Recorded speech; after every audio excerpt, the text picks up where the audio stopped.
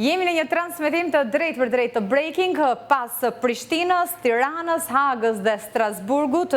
Këtë të shtunë në Shkup do tjetë protesta e radhës në mbështetje të ish liderëve të UÇK-s, të cilët po përballen me një proces penal prej 5 vitesh nga gjykata speciale e Hagës, madje mbahen atje të paraburgosur, janë muajt e fundit kur pritet që gjykata në fakt të jap edhe vendimin përfundimtar. Kam kënaqësinë të kem në studio për të diskutuar mbi këtë zhvillim, efektin, impaktin që pritet të ketë edhe protesta e radhës.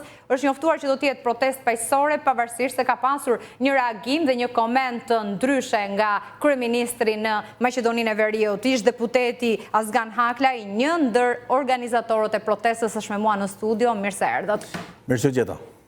Protesta do tjetë të shtunën, nga 13 ora 13 në Shkup.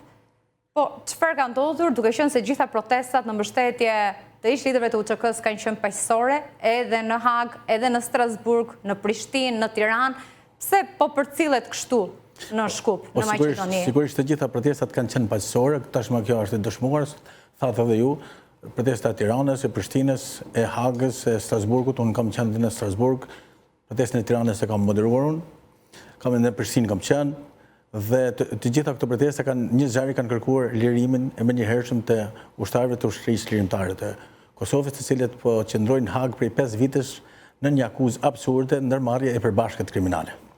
Sot ka pas gjatë gjithë këtyre ditëve, po sot po specifikoj deklaratën e sotme të Mickovskit që gjoja do të ketë eskalim të situatës dhe sepse halli i tij është për çfarë informacioni ka për një deklaratë të tillë? Për ta ngarkuar me tension situatën, sepse ka dhe një ngjarje në Mitrovicë të Veriut që kryetarët e komunave të Mitrovicës së Veriut kanë hequr simbolet të Kosovës, kanë hequr portretin e presidentës së Kosovës dhe Unipethirja e Bashkimit Evropian, Shtetet Bashkuara të Amerikës të ndryshojnë menjëherë për të kthyer dinjitetin. I kanë hequr me detyrim nga autoritetet serbe. Sigurisht. Po pra, ta sqarojmë për audiencën. Sepse ka një koordinim midis Serbisë, Maqedonisë Veriut, pjesën e Mickovskit, po themi pjesën maqedonase, dhe ka një koordinim për ta penguar këtë protestë, sepse pritet që do të jetë një protestë madhështore.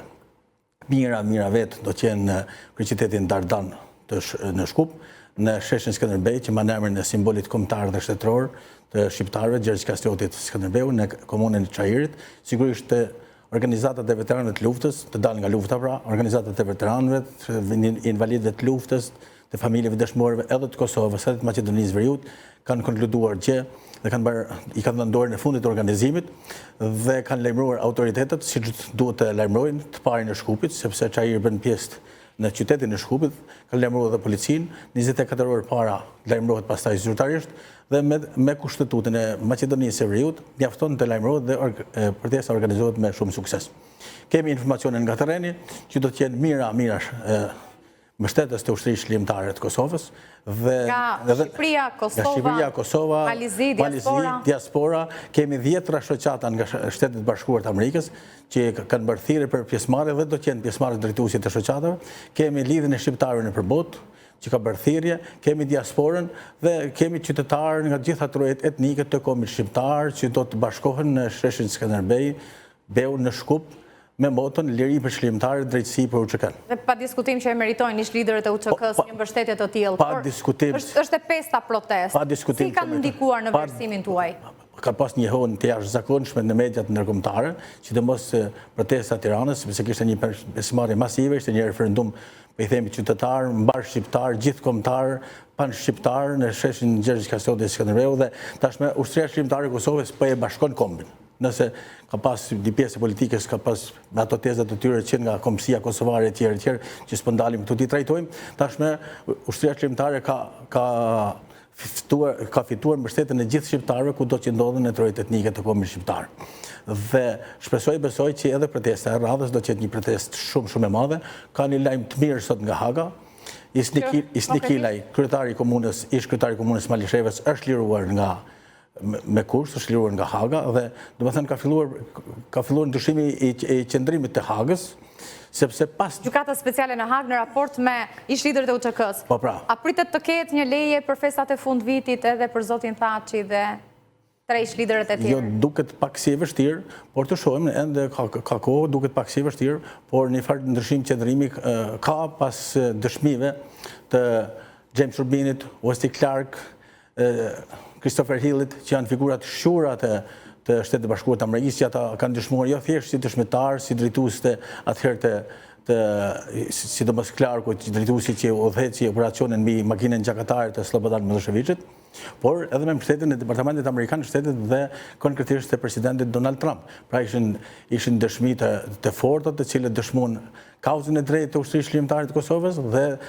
kauzën e drejtë të popullit të Kosovës, i cili për 600 vjet pra më në fund të arriti të mjaftueshëm për të zhbërë akuzat e fabrikuara ndaj tyre?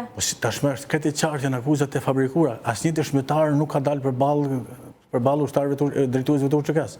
Të gjithë kanë qenë dëshmitar të stisur, të krijuar, të fabrikuar nga Serbia, nga Rusia, për të goditur njollosur ushtrinë shërbimtare të Kosovës.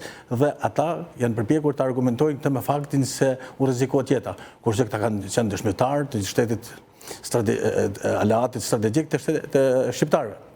Pra, Christopher Hill ishte ai që organizoi marrëveshjen në Rambëjes, ka qenë pastaj Holbrooku që ka certifikuar ndërkombëtarisht ushtrinë shërbimtare të Kosovës. Kemi Wesley Clarkin, pastaj që drejtoi operacionin mbi makinën gjakatare të Slobodan Miloševićit.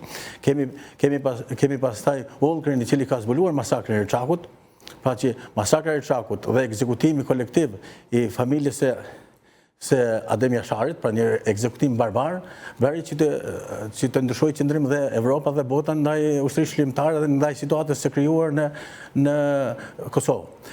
Dhe gjithmonë ne kemi patur mbështetjen e Shteteve të Bashkuara të Amerikës. Edhe këto ditë ka patur mbledhja e nën komisionit të jashtëm në Kongresin Amerikan, drejtuesi Keith Self, i cili ka kërkuar që Kosova të shkoj drejt antarësimit në NATO për të arritur sigurinë në Kosovë, ka kërkuar dhe i kërkon Departamentit Shini të mundur sa afërmi? I kërkon Departamentit Amerikan të Shtetit për të bërë një investigim të hollësishëm në luginën e Preshevës. Pra është një ditë historike edhe për Preshevën, pra gjithmonë Shtetet e Bashkuara të Amerikës ndodhen në krah të shqiptarëve. Se mos harroni kemi pas 3 ushtri.